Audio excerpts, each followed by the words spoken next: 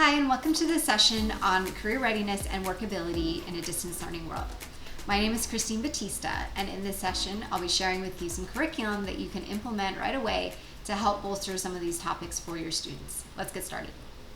I'm going to be sharing some curriculum resources with you, and if you would like to have access to these resources, here is the link. If you copy and paste this link into your browser, it will give you view-only access. What you need to do then is select all the resources, right-click, and make a copy, and they will make a copy of all of the resources into your drive.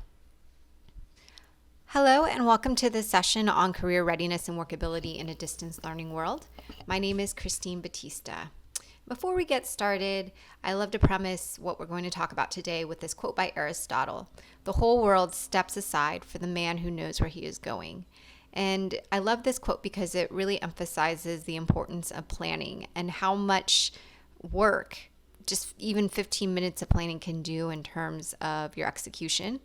And when we're talking about transition and career readiness, such an essential part of that process is planning. Okay, first, what is transition? What does transition look like?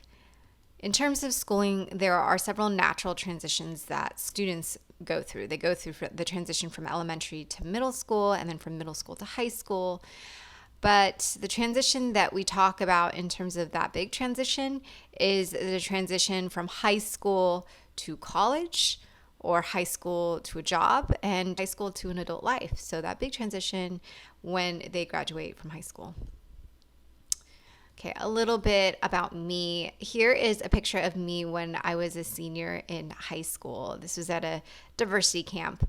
And at the time, I believe it was in October of my senior year, and I had only begun to start thinking about what I really wanted to do. At first, I thought that I should probably get a job. Many of the students in my classes had started to obtain jobs, so I asked a classmate who had recently got a job at Jamba Juice. I said, "Are they hiring?" And she said, "Yeah, just come in and get a job application." So I did. I filled out the job application, and a couple weeks later, I had a job interview. I think I remember sitting at the kitchen table and asking my mother what I needed to wear and what they were going to ask me. And I got a little bit of guidance, but not much. I didn't feel super prepared for what I was walking into. Luckily, I got hired, and I started working there in my senior year. And I started working there probably about January is when I started working there, and started applying for colleges as well. And I didn't know exactly what I wanted to major in, but I knew that I loved art, and I knew that I enjoyed doing art. I took a desktop publishing class, but it's not like I was taking like art class after art class in high school, but I knew that's what I liked to do. And so that's what I applied for in college. I applied to several UCs and state schools. I ended up getting rejected from my number one choice, which was UCLA, and I also got rejected from UC Berkeley and UC San Diego. I ended up getting accepted from a couple of cool state schools, San Diego State, San Jose State, Long Beach State, and I also got accepted into UC Irvine. I think that was like my last acceptance, and that is where I decided to go. But because I felt like a little disheartened about the whole art thing, I decided to change my major, and I decided to change my major to literary journalism. So I started going to UC Irvine. Here's a picture of a cafe that I got a job at once I started attending there. And this was just a natural progression from my work at Jamba Juice. And it was a great way for me to meet professors and other students. Alongside that, I decided also, somebody asked me, if you're looking for a job, you should work at the Disabled Student Auxiliary. A lot of students, they do that. They take notes for students who have disabilities, and they send them to the students. You should apply. And so I did, and I worked there for 2 years. So that is what most of my college comprised of, working and going to school and studying writing. Then it came to my last year, and I remember getting an email a couple weeks before the commencement ceremony congratulating me on graduating. And I remember just feeling a sense of a little bit of dread of not really knowing what I was going to do next. I didn't participate in many internships, and now that I had switched to writing, I knew that it was going to be a steep hill to climb. And so I definitely got this feeling of now what? And I can definitely emphasize with students when they feel that, because I wasn't sure what I was going to do. So I did what I feel like many of our students do, and I started working at the jobs that I knew I could do and the jobs that I enjoyed for the time being. So I continued working in the food industry, and I had several jobs at different restaurants. I was a part of the grand opening of 2 restaurants. In addition to this, I decided to travel because I thought, well, I'm going to travel and try to figure it out, and it's going to come to me. And I also got a job in the food industry abroad for a little bit of time as well. And so when I was abroad, I realized that I still love to write, and I also just love trying new food. So I thought, okay, well, I'm going to follow my passions, and I am going to write about food. And so when I came back, I blind emailed different newspapers and asked them if they needed an intern under their food editors. And I did actually obtain a position as an intern, and I got to accompany a food critic to several different restaurants and write about restaurants. And I also got the opportunity to be a guest food critic on Check, Please. So I thought that that's where my life was headed, and I was pretty content with that. But something just kept coming up, and that was education. Working at the different restaurants, we would often have regulars that were teachers that were coming in after the school day or were coming on into the evenings. And I would speak with them or chat with them, and they would say, Kristine, you should really think about education. You should really go into education. I think you'd be good at it. Special education is great. You need to go to EdJoin. That's the website. And you could do that for right now while you're trying to figure it out. You can go and work at a school during the day, and then you can work at a restaurant at night. And you could save up to travel while you're figuring it out. So I started working in a special education high school classroom as an instructional assistant. And right away, I remember in my first couple days, just helping students and approaching them and giving them assistance, and just how appreciative so many of the students were. And it was the first steps of a long journey of just realizing just how meaningful this work is. And I decided to stay with it. And a couple of teachers retired, and they encouraged me to get my credential. And that was in 2010. And I have been a special education teacher ever since. So I think about some of the jobs and some of my interests that I had before teaching. Absolutely. Do those things still come up in this profession? Absolutely. I still often find myself talking about the food industry when we're talking about customer service. I still love writing, and I love conjuring up a love for writing with my students.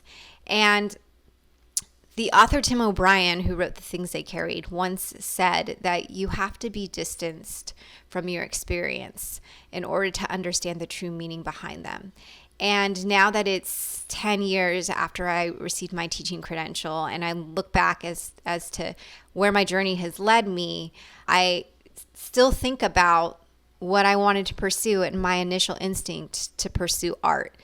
And I still feel like I have achieved that in some way, because art is essentially making something that is abstract concrete. And I feel like in terms of what I do in teaching career readiness and workability with students, it's a lot about making those abstract concepts of career readiness and applying for a job and interviewing. It's about making those abstract concepts concrete for students in a way that it is step by step, so they know what to anticipate. And so I feel like I still achieve that goal, and I still feel like I'm doing art. I shared this story with you because this is often how I begin career readiness units with our students, or how I broach that subject with students. And I feel like sharing your career journey story with students builds rapport with them, but it also shows them that messy connection between student and career. and the trials and tribulations of deciding what career to pursue.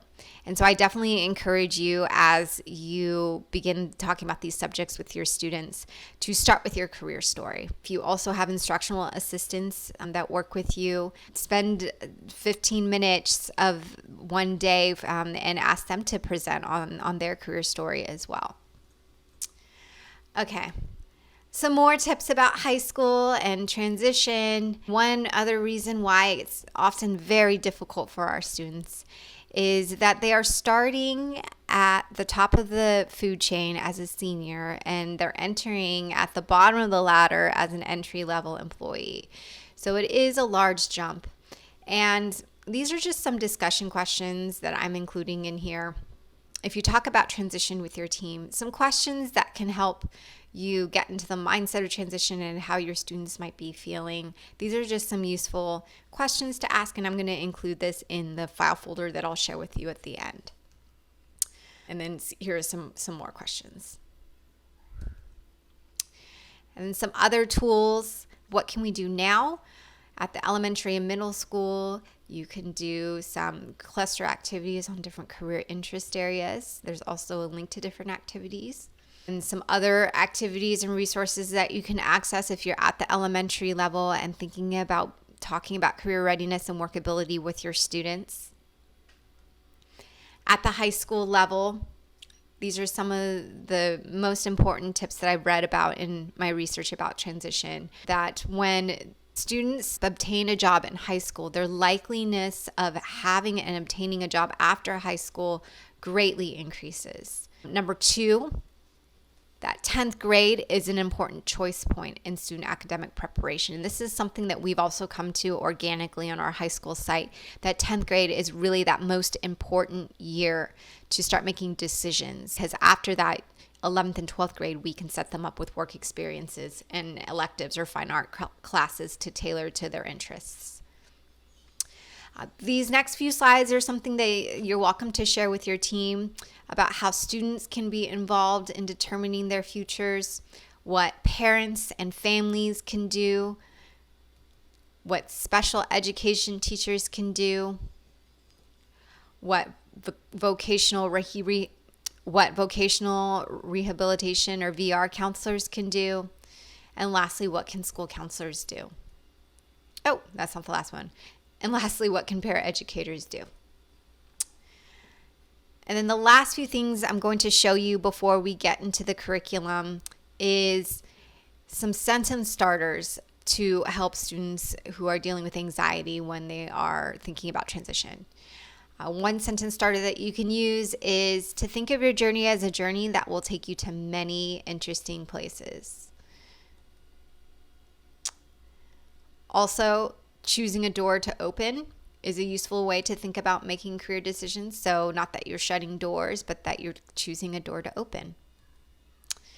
Also, encouraging and hyping up students that this is the only time you will have that breathing room to make all of these choices and experiment and take risks. You have the time and energy. You don't have a spouse, you don't have kids, and you don't have a mortgage to think about. And then some other points that you can share with your students if they are having some anxiety about making a career decision, that number 1, that your goal is to make the best decision now that you can. For right now, this is just the first decision in a process, but to just make your best decision. For number 2, the likelihood that this decision is going to be the final decision is probably not even 50%. But by making a decision, the next decision will be a better decision, and the next decision will be an even better decision. If you do nothing, it is a decision. And then lastly, this is just the first decision. It's not a marriage. It's not a divorce. It will not doom you. Many people have changed decisions and career plans over time, but note that they did make the decision to make that first decision. If you'd like to follow along with me now, I am going to navigate to this link to show you the resources from this session. Once you open up the folder, it's going to take you to this folder called IC 2020 Career Readiness and Workability in a Distance Learning World. I have zoomed out of this folder so that you can see the titles of each of these resources. You don't have to do that. You can definitely go ahead and right click and rename them so that they're shorter titles. But because this bundle of resources, which is essentially curriculum, because of this curriculum is organized into a larger, grander folder that I'll show you in a moment, it necessitates having these naming conventions. So the curriculum that I'm sharing with you is free for you to use, courtesy of your participation in the Inclusion Collaborative State Conference this year. It is curriculum that you can use in a distance learning Google Classroom. If you wanted to create a distance learning Google Classroom specifically devoted to transition, if you are a workability coordinator or you're a transition teacher, or if you are a special ed teacher and you have a study skills or learning skills class and you want to push out these assignments every month so that that students are hitting those points in the transition process. So I'm going to go to this first document, which you can see the little push pins. This is the first document. And this is a recommended scope and sequence that has been tested many, many years. And this seems to be a very natural, organic way of sequencing the topics of revolving transition. So in September, we talk about research. In October, we talk about resumes. In November, looking for a job. December, job applications. And then we end the semester. For January, we start the year with important documents. So filling out the I-9 and the W-4. In February, it's all about job interviews. In March, talking about customer service and different role-playing activities. In April, financial literacy, and then in May, strategies for leaving the job. So if I go back to my folder, you can see that for each of the months, these are different activities that you can push out to students based on those aforementioned topics. So for September, we have career research. And these activities are all meant to be done independently. So this one uses onetonline.org. Students navigate there, and then they do some career research on a profession of their choice. So that is September for career research. October is all about resumes. So it starts off with a resume pre-write. So as you can see, the blue section is where students write, and this is for information gathering before students write a resume. So if I scroll down, there is your typical just about me information, and then it goes into personal skills, and we gave them a word bank, and sometimes that can be half the battle to just try to research terms, but these are pretty consistent words that students can use. And then we go down, we have work experience if they've had a job, education, some other fun information, and then an area where students can talk about references. It's a really good conversation to broach with students. Then students can take that information and they can start to work on their resume templates. This is done on Google Slides, and you can push this out as well. And students can go through and just modify these. So they can change their name, they can change the executive summary, they could play around and move things around, they could change the color.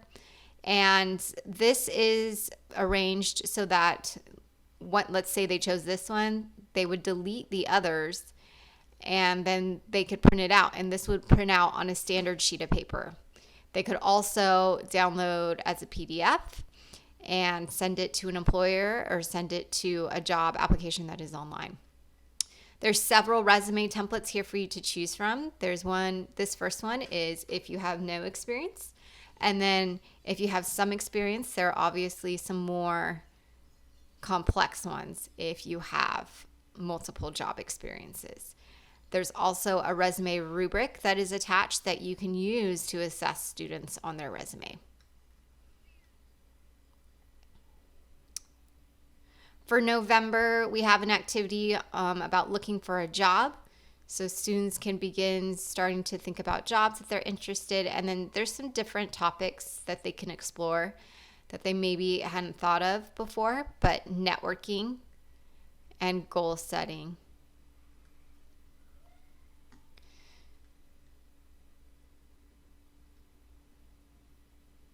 This activity is how to read a job ad. These ads were gleaned from San Francisco Bay Area Craigslist, but it familiarizes students with some of the terminology that are on common job applications and job ads. So they go through in FT, full-time and part-time, and then benefits. There's also an answer key here. December, we go over job applications, and this was the best way that we could find to fill out online job applications. In the past, or when we were in in-person instruction, we would print out real job applications like Baskin-Robbins job application PDF, and students would fill it out.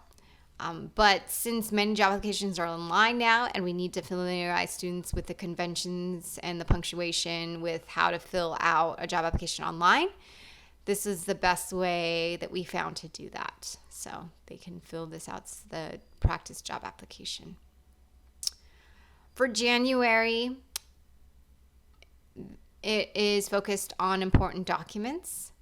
So we talk about the W-4, which has recently changed. So here's a PowerPoint about the W-4 that you can review with students. We also have a PowerPoint on the I-9.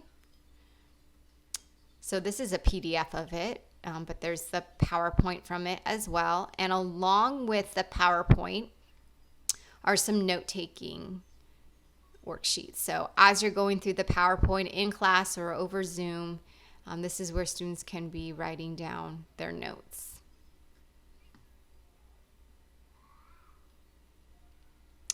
For February, which is all about job interviewing, this is a common job interview question guide. So students, they indicate a job that they hypothetically would be applying for. And then they go through and they come up with their own answers, but there are some guiding points that we ask them to hit for each of these questions. So this is good because it just makes the job interview questions more concrete in terms of what employers are really looking for when they ask this question. So it goes over 9 common job interview questions, and then at the end there's a scoring guide. So if you want to continually practice with students in their delivery, this is a way that you can score them. What I like to do is I give one to the student, and then I give one to the teacher or the instructional assistant who's interviewing them, and then we both fill it out, and then we discuss it afterwards. March is all about customer service. So there are some activities on customer service. And this worksheet goes along with this PowerPoint. I'm showing you the PDF, but there's a PowerPoint on customer service. So this is the PowerPoint, and then students have some notes to take off of it. There's a discussion about moments of truth. And then how to deal with an angry customer. Okay. So if I go back to that activity, a moment of truth, that section is in airline's philosophy that every moment that a customer has at a business is a moment of truth, and a business can prove itself on those moments on every one of those moments of truth. So it's asking students to go through and think about if they were working at a movie theater, how can they make each of these moments of truth that a customer has into a moment of magic? How can they go that extra mile? Okay, April is all about financial literacy. So the first activity is how to read a credit report. So we have a pretend credit report for Mark Lee, and you can see Mark Lee's credit history. Students can get a sense of what a credit report looks like, and then there are some questions that they ask. And I love going over this with the class to talk about the importance of credit and credit reports. There's an answer key there. For April, this is how to read a paycheck. So here is a pretend paycheck, and then there are some questions, and then here are some terms that students can do a little matching with the definitions on the right.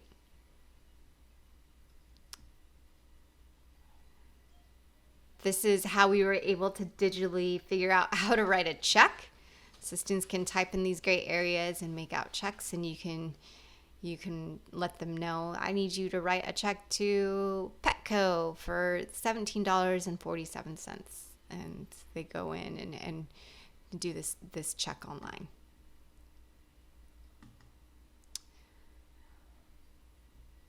For May, leaving the job, here is a template to write a 2-week notice. So students go in and they just change the color text to their own, and they get practice with writing a 2-week notice. And then lastly, here are some resignation do's and don'ts.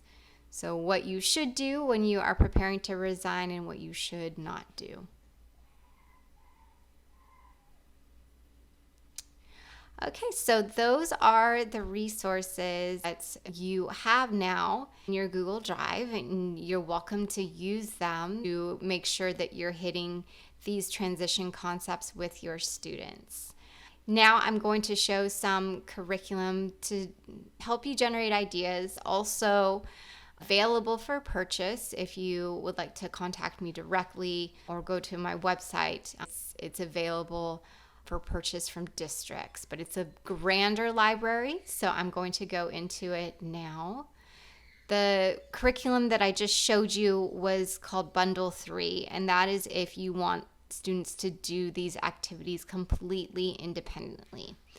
The other bundles that I'm going to show you are built for different purposes. So Bundle 1 is if you wanted to use a rubric for all 4 years. So say you are on a school site and you want students to be doing certain transition activities in the 9th grade and certain transition activities in the 10th grade and then certain in the 11th and certain in the 12th. So it's staggered.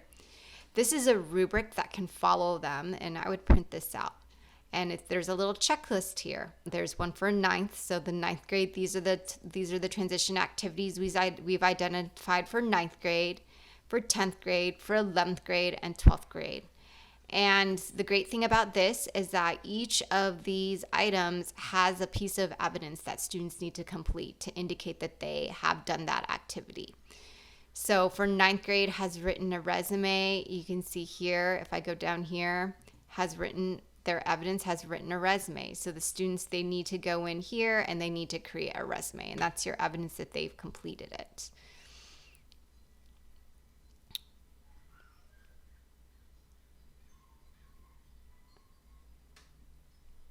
So there's one for each for the 9th through 12th. There's some areas for you to write some strengths and areas of growth and action items. And then the first page of this transition rubric is based on the ITP page. So the ITP page is what we fill out every year, and we want students to be working on these skills every year. So this first part is on self-advocacy. So there's a really straightforward piece of evidence. Do they know what their accommodations are? So students fill this out. If we have this, then we know that they have done that. Do they know how to explain their disability? And so really simple piece of evidence, some things that they have difficulty with, accommodations that have helped them, and then a script that they can use to help them explain their disability, and so on and so forth. So these are things that we want them to work on every year, and that we have benchmarks for students every year. 9th grade, we check on this, 10th grade, we check on this, 11th grade and 12th grade, so on. And then on the bottom here, this is age specific. and we just go through and do a checklist every year. So this is if you wanted to use a rubric and have evidence there for each of them. Okay. I'm just going to open up the classroom so you can, if you wanted to house these on a classroom, it could look something like this. Well, you have these activities and you have all grades, please complete, and you put all of those documents here. And then 9th grade, you have this, 10th, 11th, and 12th. And then you can add all the case managers to this Google Classroom, all the students to this Google Classroom, and you can track whether or not they have done these activities each month. Okay, so that is bundle 1 if you are interested in using a rubric and with pieces of accompanying evidence. Bundle 2 is if you wanted to do a workshop every month. So this is for like our workability coordinators, or maybe you just in your class want to do a workshop every month. It's based on that same scope and sequence that we talked about earlier. But for each month, there's a whole lesson plan, PowerPoint, and activity. So for instance, for September, where it is about career research, we have a PowerPoint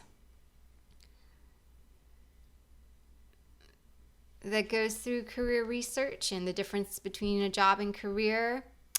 We have a lesson plan. So you can see that there's a lesson plan with the script.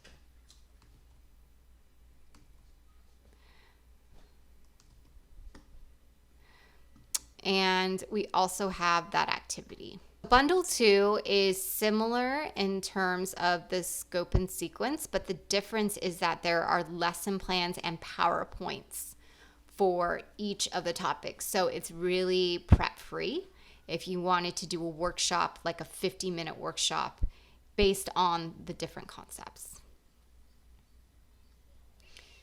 So you can see there's many more. There's a few more added things in this bundle. So like this one, the Think Like a Boss activity, where students look at a really badly done job application and they have to come up with the things that he did wrong, the things that Peter Parker did wrong.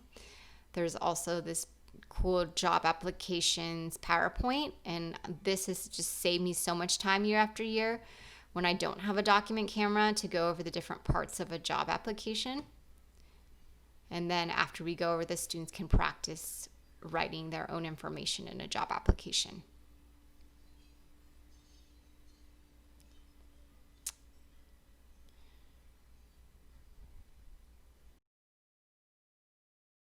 Larger bundle because of the lesson plans and the PowerPoints.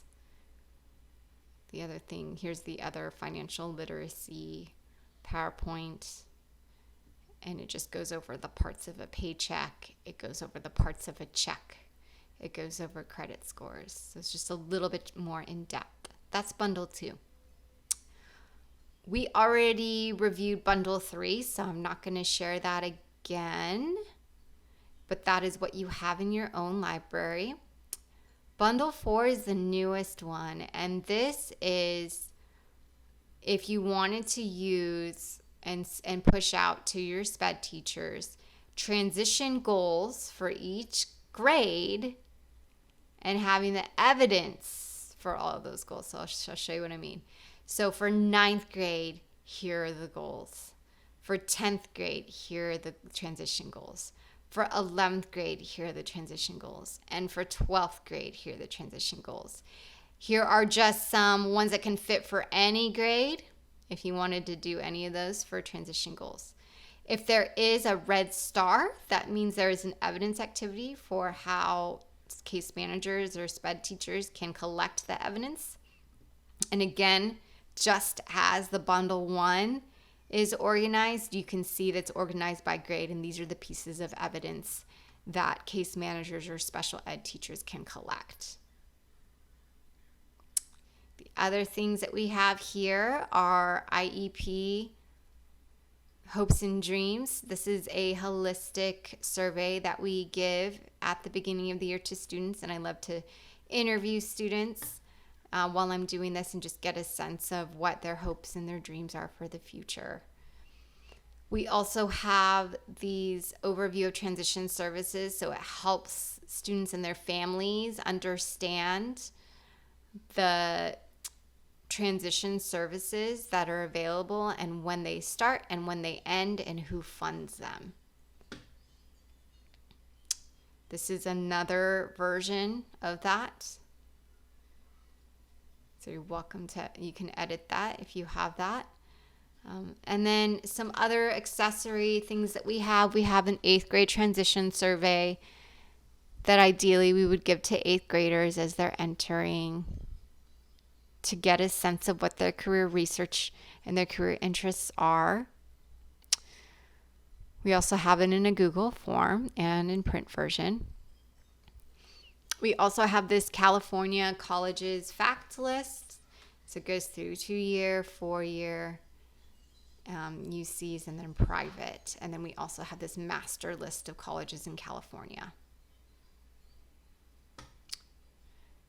This is this difficult workplace situations task cards is a great way to start class if you're talking about transition, but it has all sorts of difficult situations. So for instance, this one asks you, you're working at an ice cream shop and your friend comes in and they ask you to give them ice cream for free and there's not a manager around. So what would you do or what would you say? And I found that students are super, as you know, very savvy, and I love hearing what their responses are because they can be very smooth and they can just be very quick on their feet. And it gives them a lot of hope with how they can handle these situations in the future. This activity is really fun. This is reading the work bulletin board. So just getting a sense of reading the bulletin board and then what the answers are, because sometimes you'll have this bulletin board in the back that has schedules and people asking for shifts covered and how to just even read a scheduling table.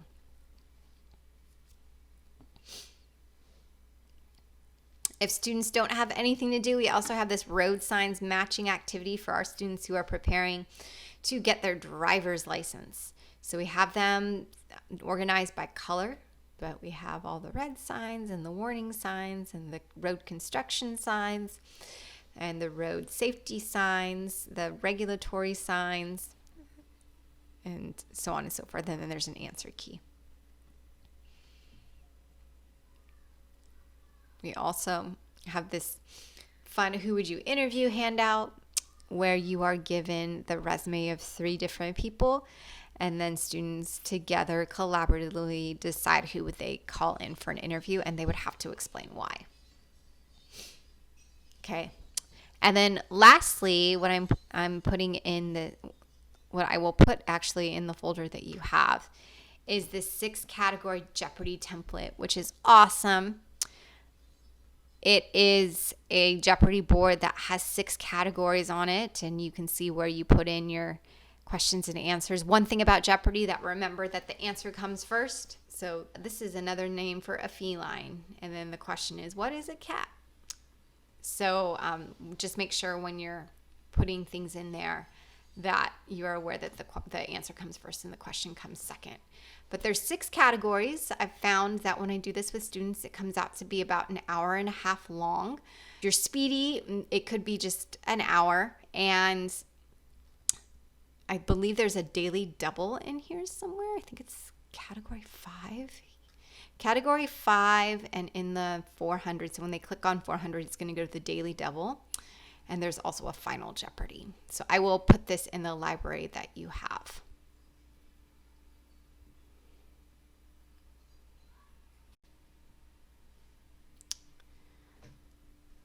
Okay, before we go, I wanted to show you what these assignments could look like under Google Classroom.